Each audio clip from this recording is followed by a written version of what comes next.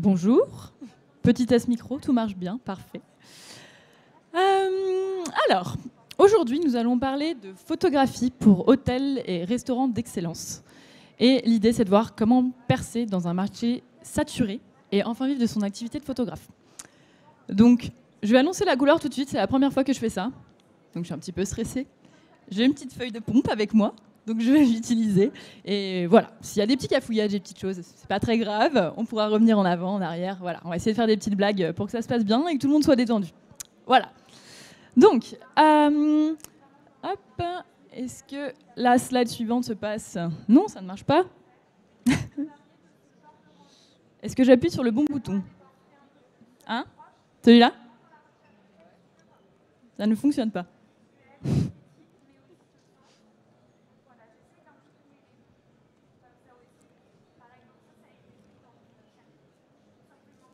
Ah, parfait. Merci. Donc, pour ceux qui ne me connaissent pas, il y en a sûrement parmi vous, moi c'est Mathilda Perrault. Je suis directrice artistique et photographe pour établissements et marques d'excellence. Donc ça va concerner globalement tout ce qui va être hôtellerie, restauration, gastronomie, spiritueux, voilà, tout ce qui peut être un petit peu, on va dire, produits gourmets également. Voilà, c'est vraiment dans tout cette... je vais y arriver à dire ma phrase, dans tous ces thèmes-là. Donc vous avez ici quelques petits exemples de mes photos. Donc, je suis indépendante depuis 2015. Je travaille avec des établissements étoilés depuis 2020. Donc ça fait 4 ans là, que j'enchaîne pas mal à ce niveau-là.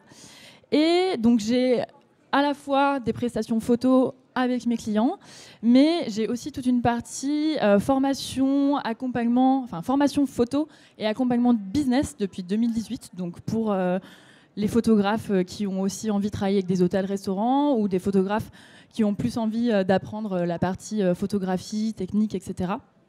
Donc voilà, je navigue un petit peu entre prestations, formation. Et puis, je me suis mis aussi à faire pas mal de création de contenu sur Instagram, justement pour essayer de donner des conseils gratuits et pour ceux qui ont envie un petit peu d'apprendre les choses, à la fois d'un point de vue technique, photographique, business, etc. Donc, juste pour faire un petit point un petit peu sur mon expérience, promis, je parle de moi très rapidement pour ceux qui ne me connaissent pas et ensuite on passe au vif du sujet. Voilà, donc j'ai plus de 9 ans d'expérience. J'ai travaillé avec plus de 260 restaurants, donc j'en ai pas mal enchaîné, j'ai vu pas mal de choses. J'ai fait aussi plus d'une dizaine d'établissements étoilés, donc principalement dans la région lyonnaise et alentour, donc du côté aussi de Genève, Avignon, etc., etc. Donc ça m'a permis de découvrir pas mal d'établissements bien stylés.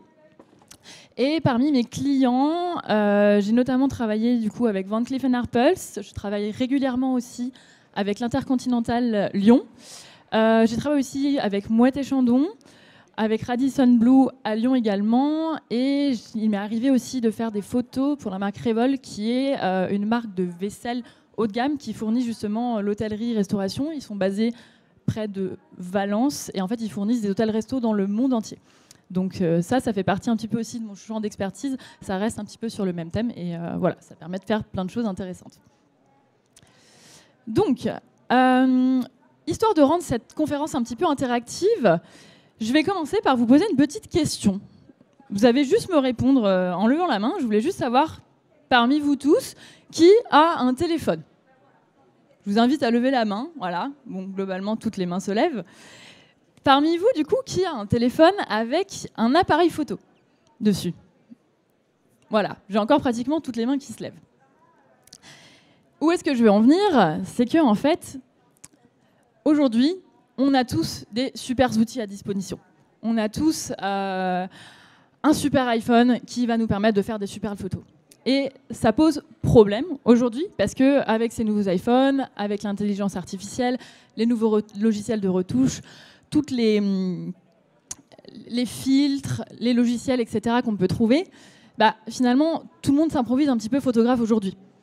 Donc on se retrouve confronté à ce problème où la concurrence est de plus en plus rude, à la fois d'un point de vue des photographes, mais ensuite aussi d'un point de vue des clients, c'est-à-dire que les prix sont tirés vers le bas et on se retrouve à devoir batailler pour pouvoir vendre nos services à nos clients, aux hôtels, aux restaurants, etc. Sans compter la crise actuelle qui fait que les budgets sont tirés vers le bas, on se retrouve en mode comment je fais en fait maintenant pour tirer mon épingle du jeu dans tout ça. Donc c'est un petit peu ce qu'on va voir aujourd'hui.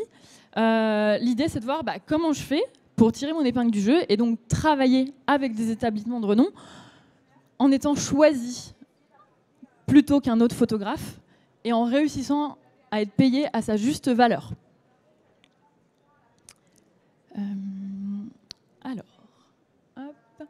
Donc, ce que je vous propose pour ça, c'est de commencer par faire une petite expérience ensemble.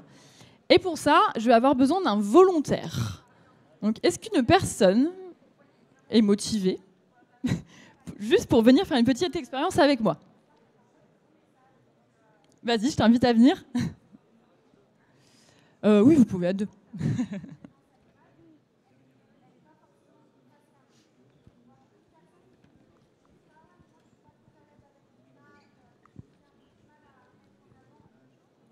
Voilà, bienvenue. Ouais. Hop. Asseyez-vous si vous voulez, hein, installez-vous.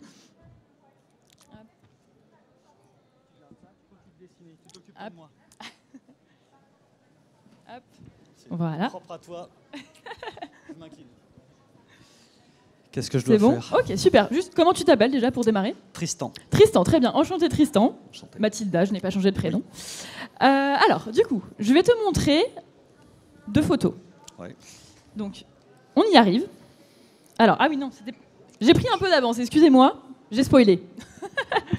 Je vais te poser une première question qui est quand tu dois choisir un restaurant, un bar, une boulangerie, peu importe, comment tu fais ton choix? Comment tu choisis?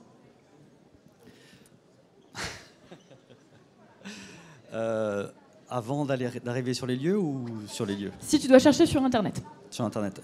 Et alors évidemment, je regarde les photos. Ok, tu regardes les photos. Pourquoi tu regardes les photos justement? Parce que je cherche 2 choses, l'ambiance du restaurant. Ouais. Et les plats, comment ils sont présentés. Ouais. Et ça donne beaucoup d'indications. Déjà l'ambiance, on voit le côté cosy, le côté familial, ce genre de choses, on le voit tout de suite sans avoir besoin de lire la description. Ouais. Et après, pour tout ce qui est plat, quand ils sont bien mis en valeur, qui donnent faim, qui donnent envie, on a plus tendance à choisir. Après, il y a quand même le critère du prix qui arrive et qui rebat un peu la sélection. Mais en premier coup, c'est les photos qu'on regarde. Donc c'est le premier truc que tu regardes, toi. Quand tu cherches, tu dis, je vais regarder les photos avant tout. Ouais. Ok. Est-ce qu'il y a d'autres choses que vous regardez? Est-ce qu'il y a d'autres choses qui sont importantes pour toi? Il y a le style de nourriture, mais ça, on a un peu présélectionné. Okay. Donc on arrive vers un peu ce qu'on recherche. Et de là, ce qui saute aux yeux, c'est les photos d'abord. Puis on commence à lire un peu les descriptions, les menus, les différentes choses qu'on recherche, ce qu'on aime, ce qu'on n'aime pas. Ouais. Mais on a tout de suite le premier, ce qui fait cliquer, c'est les premières photos. D'accord. À la limite, je dirais même, c'est peut-être 1 ou 2 photos qui font cliquer d'abord pour qu'on continue. On revient en arrière, si on n'est pas convaincu, on va chercher ailleurs. Ouais. Ou alors on est convaincu, on continue, puis on se laisse séduire et c'est parti. Ok. Donc si je comprends bien, ce que tu me dis là, c'est vraiment que la première impression est super importante. Ah bah ouais. On est si d'accord. Si on connaît pas le resto, oui. Ok, d'accord, très bien. Donc effectivement, la plupart des personnes, en tout cas, que j'interroge à ce sujet, il y en a beaucoup qui vont me dire que ça va être par recommandation, parce que quelqu'un leur a dit que c'était bien d'y aller et que c'était très bon. Le deuxième critère, qui est aussi très important et que j'utilise aussi, ça va être les avis Google. Donc, je vais regarder si le resto est bien noté, s'il y a une bonne expérience, si c'est bon. Et effectivement, tu as commencé par ça. Il va y avoir le critère des photos. Donc, ça peut être les photos en allant voir sur le site du restaurant. Ça peut être les photos directement sur la fiche Google. Et ça peut être aussi les photos, justement, en allant voir Instagram, la grille Instagram, etc. Donc, comme tu l'as dit, on est vraiment sur le côté, voilà, je vais avoir la recommandation, la confiance, les avis et la fameuse première impression visuelle. Donc, on va continuer un petit peu plus loin.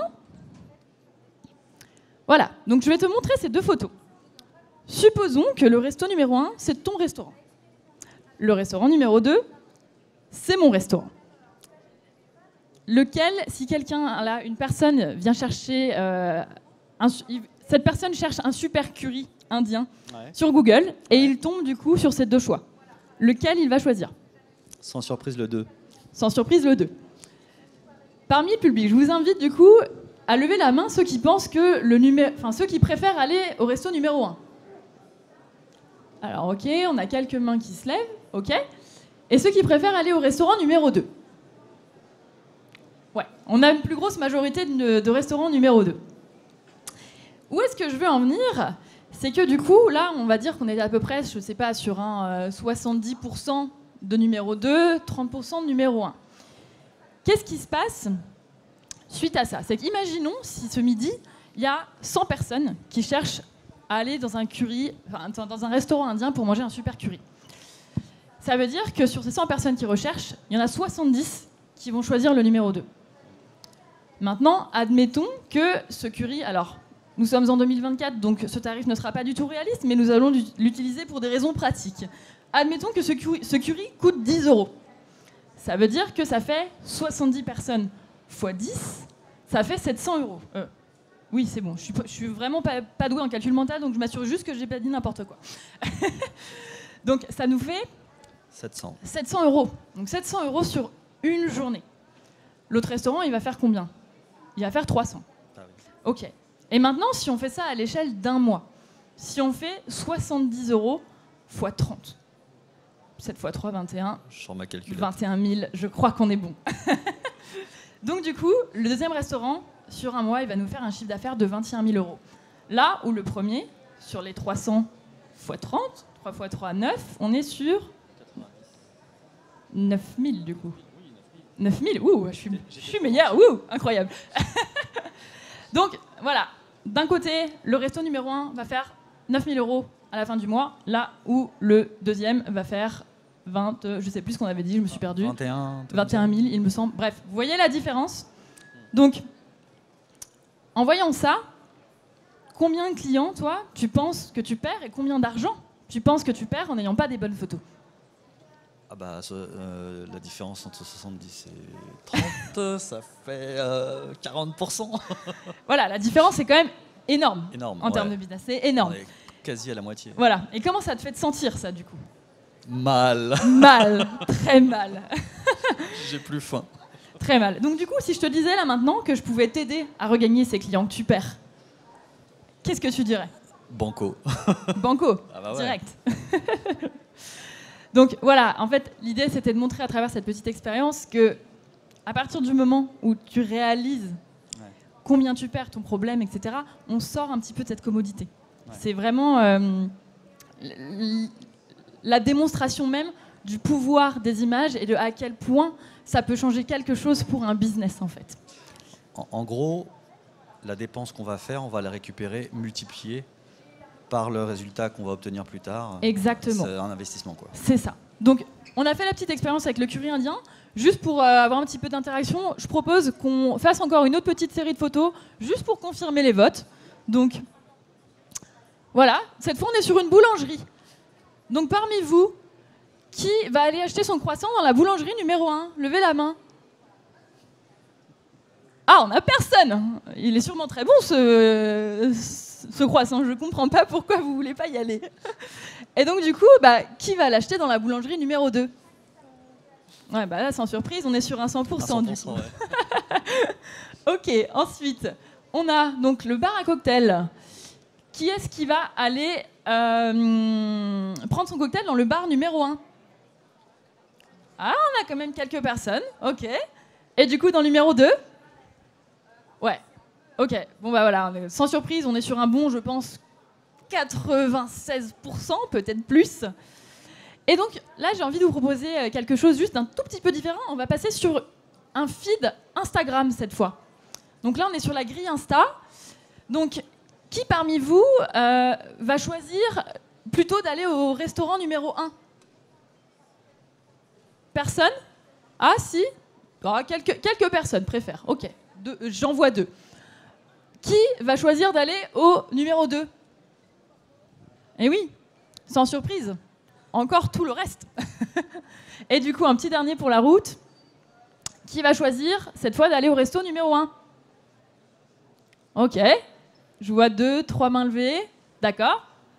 Et du coup, qui choisit d'aller au numéro 2?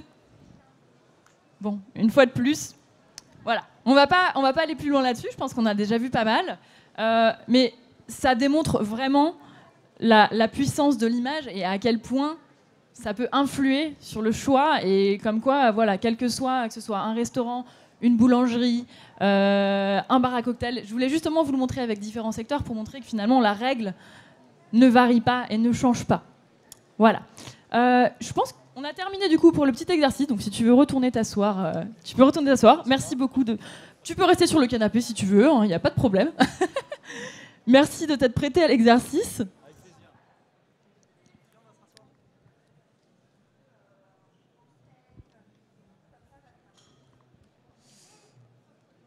Voilà. Donc en fait, on va en revenir à cette conclusion que je faisais à la suite du premier exercice. C'est qu'en fait, en identifiant le problème de ton client, la photo n'est plus perçue comme une commodité, mais une véritable solution. Et en fait, c'est ça qui va faire la différence quand il s'agira, en tant que photographe, de vendre tes services. Et vous voyez d'ailleurs, j'ai oublié de dire quelque chose, mais le petit exercice qu'on vient de faire, j'ai été amenée à lui faire prendre conscience de son problème et qu'il n'avait pas des belles photos, sans jamais lui dire qu'il n'avait pas des belles photos. Et là est toute la puissance du truc. C'est qu'il réalise, il se dit « Ah ouais, mes photos, elles pourraient être quand même vachement mieux. » Et l'expérience le prouve. Il y a beaucoup plus de personnes qui choisissent d'aller au numéro 2 qu'au numéro 1. Donc, on y revient. Là, dans ce cas-là, c'est vraiment la première impression qui compte plus que tout. Donc, en fait, ce qu'il faut prendre en compte, c'est que vos clients, ils ne veulent pas des photos. Ils veulent un résultat. Ils veulent une transformation. Et en fait, là, ce client, il veut juste remplir son restaurant, mais il ne sait juste pas comment faire. Et juste en l'aidant à prendre conscience de son problème, bah, c'est là que vous serez amené à apporter la photo comme une solution et pas comme une commodité. Parce que tout simplement, ça va l'aider à résoudre son problème, ça va l'aider à convertir plus de clients. Et en fait, ce qu'il faut vous dire, c'est que si vous n'adoptez pas en fait, une démarche comme celle-ci, ça ne marchera pas pour vous. Parce que si vous demandez juste à votre client s'il veut avoir des belles photos, il va dire bah oui, bien sûr que je veux avoir des belles photos, mais en fait, c'est pas la priorité. Et en tournant les choses de cette manière-là, c'est là que vous allez l'amener à prendre conscience que ce n'est pas accessoire, ce n'est pas un bonus, c'est nécessaire.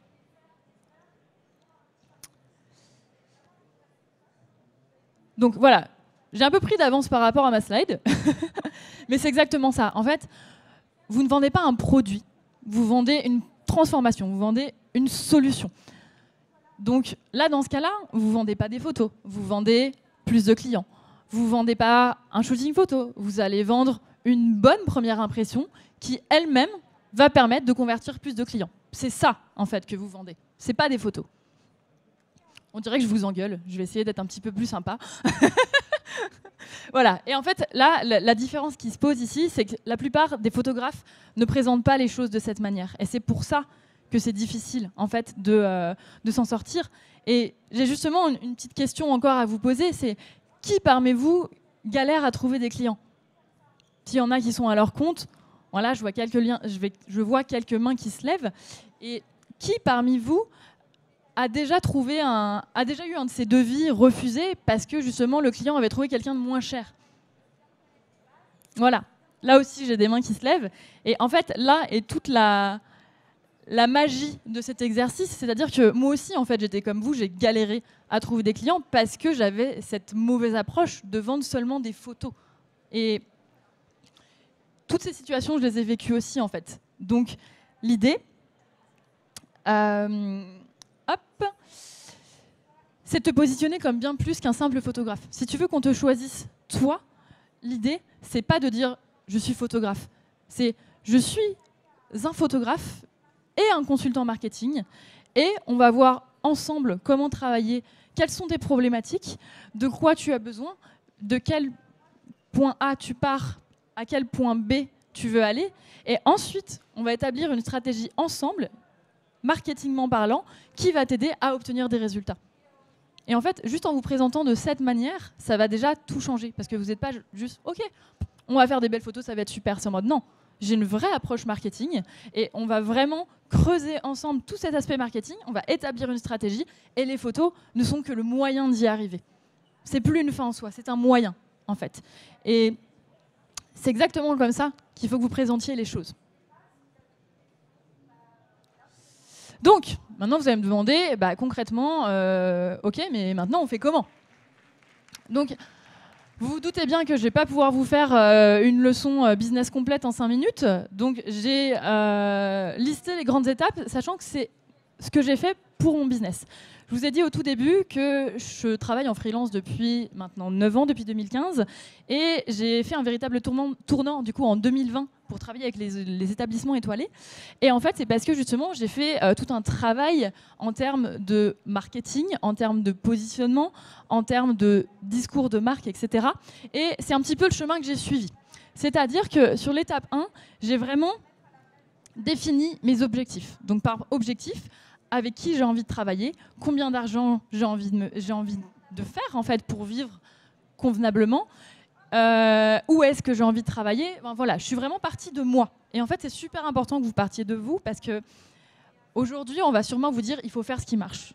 Mais en fait, en faisant ce qui marche, certes, c'est intéressant, mais peut-être qu'au bout d'un moment, ça ne va pas forcément être aligné avec ce que vous voulez, ça peut peut-être vous lasser.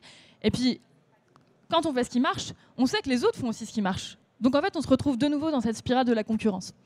Donc la première chose à faire, c'est vraiment de partir de vous, de ce que vous voulez faire, de ce dont vous avez envie, de ce dont vous avez besoin, et de vraiment faire ce travail d'introspection sur vos valeurs, ce que vous aimez, c'est quoi votre vie idéale. Et en fait, c'est à partir de là que vous allez pouvoir construire un business qui est en accord avec vous et vos valeurs. Donc à l'étape 2, en fait, dans la première partie, vous avez défini avec qui vous voulez travailler. Dans l'étape 2, l'idée, c'est de partir vraiment à la rencontre, justement, de vos clients de rêve, des personnes avec qui vous avez envie de travailler. Donc, ça va être les interroger, recueillir leurs problématiques, savoir un petit peu dans quelle mesure, en fait, ils peuvent avoir besoin de votre service pour résoudre quelles problématiques, etc.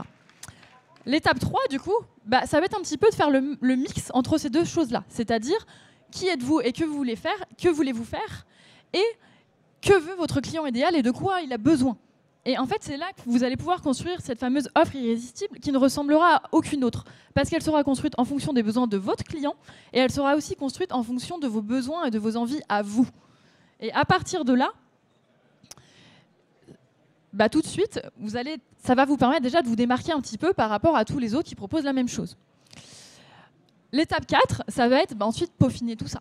Donc, il faut toujours continuer à apprendre le marketing, le storytelling, et en fait tout ce qui va vous aider à apporter une meilleure valeur perçue de votre travail, de votre service, de votre manière de vous vendre.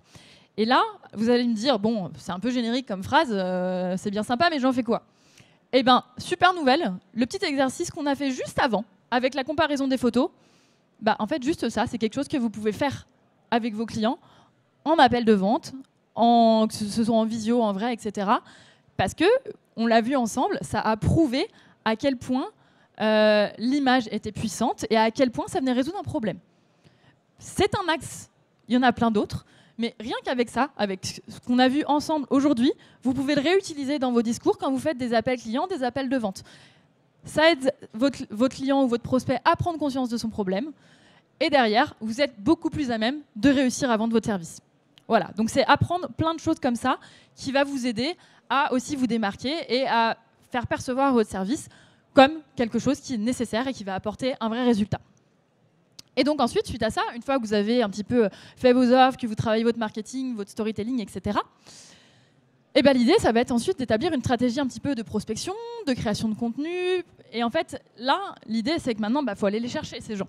Donc, vous allez pouvoir faire plein de choses. L'idée, c'est de combiner, on va dire, de l'actif avec du passif.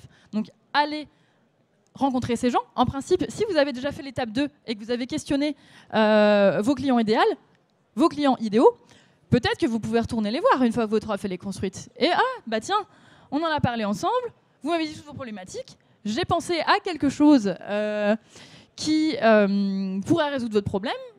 Est-ce que juste ça vous dit de me donner un petit retour dessus? Est-ce que c'est quelque chose qui vous parle, etc. Rien que déjà, avec vos premiers contacts de l'étape 2, vous pouvez déjà les transformer en clients à l'étape 5 en retournant les voir. Ensuite, vous pouvez en contacter d'autres et en fait, utiliser toujours la même technique, ce même petit exercice qu'on a fait, ça marche très bien. Et puis après, ce qui est intéressant, c'est de mixer ça aussi avec de la création de contenu pour justement après apporter un petit peu plus on va dire de passif, si on peut dire ça comme ça, avec des personnes qui vont venir justement vous voir pour votre travail, votre expertise, justement en partageant toute la valeur, en montrant votre travail, mais aussi en montrant tout ce que vous connaissez d'un point de vue marketing pour justement amener votre client. En fait, dans votre contenu, l'idée, c'est la même chose. C'est d'amener votre client d'un point A à un point B, de faire en sorte qu'il prenne conscience de son problème et de la solution que vous pouvez lui apporter. Voilà. Et donc, l'étape 6, évidemment, en principe, après, vous avez des clients, vous avez des shootings, et là, c'est à vous de jouer pour faire les plus belles photos possibles. Voilà. Donc, si jamais vous souhaitez aller plus loin sur ces démarches, je fais juste un petit rappel. Je propose des sessions d'accompagnement, des sessions one-to-one. Donc, n'hésitez pas à venir vers moi pour qu'on en discute ensemble. Vous pouvez venir me voir directement après la conférence. Vous pouvez me suivre sur Instagram, m'envoyer un petit message. Enfin, voilà, je suis contactable relativement facilement. Donc, n'hésitez pas. Et voilà, donc je vous dis un grand merci. Voilà, si vous voulez me suivre sur Instagram, j'ai été super dans la vibe 2024. J'ai fait un gros QR code pour que vous puissiez vous abonner directement. Et puis, il nous reste 2 minutes. Donc, si jamais quelqu'un a une question pour terminer tout ça, je suis toute oui. Oui. J'ai une question sur la vidéo, parce que souvent on parle des photos, mais il y a de plus en plus de vidéos qui sont présentes. Est-ce que c'est possible de faire son business sans avoir à aborder l'aspect vidéo, ou est-ce que c'est quelque chose qui commence à devenir quasiment obligatoire, même si c'est des petites vidéos, des vidéos courtes, à proposer avec sa prestation, à intégrer dans sa prestation? Eh bien, c'est une très bonne question, et tu la poses à la bonne personne parce que je ne fais pas de vidéo. Donc, c'est la preuve que c'est possible sans faire de vidéo. Je vais pas cacher, je vais rien vous cacher, c'est plus difficile parce qu'effectivement, on a une ère aujourd'hui où la vidéo est énormément mise en avant, notamment sur Instagram, TikTok, etc. Et il y a beaucoup de clients. Ça m'est arrivé en fait de ne pas avoir des contrats parce que justement, je ne gérais pas la partie vidéo et il y a certains établissements qui préfèrent avoir des personnes qui gèrent ces deux aspects-là. Mais c'est OK en fait, c'est OK tout simplement parce que y a différentes manières d'aborder la chose. C'est-à-dire que soit tu peux choisir d'avoir un partenaire vidéaste, et en fait, il y en a beaucoup qui font ça, où il y a un groupe avec photographe, vidéaste, et ils font ça ensemble. Tu peux avoir le côté où, écoute, tu m'appelles quand tu as besoin de photos, et puis tu appelles le vidéaste quand tu as besoin de vidéos. Et il y a une autre petite option que je propose de temps en temps à certains clients, c'est que je dis, écoutez, moi, je suis pas vidéaste, mais si c'est juste pour faire un petit réel et que vous n'avez pas besoin d'une grosse prod, parce qu'on est d'accord que je ne vais jamais proposer quoi que ce soit si c'est une vidéo opening à mettre sur un site, sur la page d'accueil. Mais si l'idée c'est juste de faire un réel avec le cuisinier qui est juste en train de, je sais pas, ou le boulanger qui sort les pains du four, je dis vous savez quoi, moi je vais venir faire des belles photos et ensuite je prends mon iPhone et je fais une petite vidéo et j'en profite pour la faire en même temps, je l'inclus dans la presta, c'est cadeau. Donc c'est juste à toi de trouver la bonne solution et la bonne approche en fonction aussi de la destination de cette vidéo, où est-ce qu'elle va aller, est-ce que tu peux le proposer quand même ou pas, et est-ce que tu peux proposer une autre solution si jamais. Voilà. Est-ce qu'il y a une autre petite dernière question? Ouais, là-bas. Alors attends, je ne sais pas si on a le micro. Ouais, ici, là-bas. Vous pouvez vous lever, sinon on vous entend mal. Bonjour, merci, très bonne présentation. C'est pour savoir comment tu fais le premier contact avec tes clients et comment tu les choisis. Ok, très bonne question aussi. Tout simplement, je leur écris. Là, pour la petite anecdote, j'ai dit au tout début là, que je travaillais avec Intercontinental. Eh bien, c'est exactement en suivant tout le procédé que je vous ai donné aujourd'hui que j'ai été amenée à travailler avec eux. C'est-à-dire que quand j'en étais à l'étape 2 de ma petite... j'ai fait ma petite introspection, et quand j'en étais à l'étape 2 de part à la rencontre de tes clients idéaux, j'avais défini en premier que je voulais travailler avec des établissements d'excellence. Je me suis dit, maintenant, il faut que j'aille les interroger. Donc ce que j'ai fait, c'est que j'ai envoyé un mail à l'Intercontinental et je leur ai expliqué ma démarche. Je leur ai dit, voilà, je suis en train de travailler mes offres et mon positionnement pour travailler avec des établissements comme le vôtre. J'aimerais beaucoup connaître vos problématiques, vos besoins, vos solutions. Voilà, j'ai vraiment expliqué un petit peu toute la démarche et j'ai dit, voilà, est-ce que vous auriez 1 heure à m'accorder au téléphone ou en visio ou en vrai pour qu'on en discute?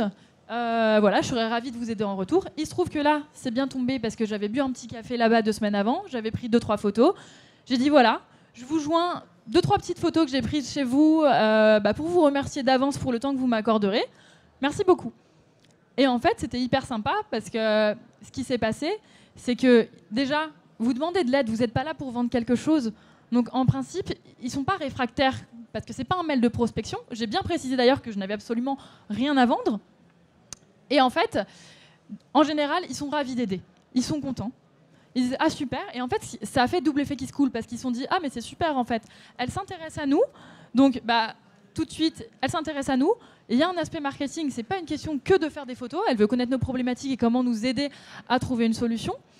Ensuite, il y a le côté où j'ai joint les petites photos et du coup, ça a fait combo parce que ça leur a permis de se projeter directement en mode qu'est-ce qu'elle pourrait faire dans notre établissement avec son style et ses photos?